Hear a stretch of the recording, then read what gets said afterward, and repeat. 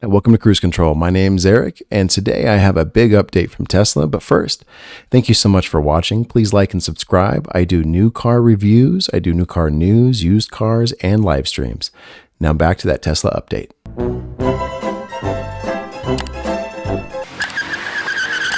All right, guys, I just found out some really important information on the Cybertruck. So there's a reason why all the information was pulled down. Elon Musk has just now tweeted out that there is going to be a quad motor option. This is a big deal.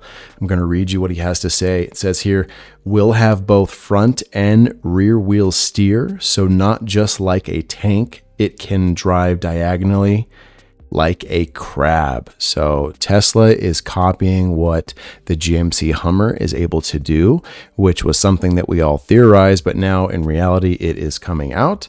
Elon Musk also tweeted that it is going to have initial production will be the 4-motor variant with independent ultra-fast response torque control of each wheel.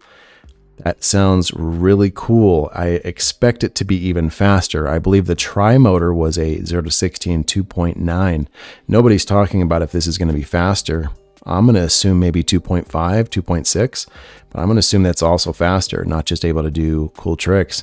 Sounds pretty cool. I wish it looked a little bit different. It is futuristic. I'm not sold on the styling. And the interior design, I hope there's going to be a gauge cluster, if not at least a heads-up display.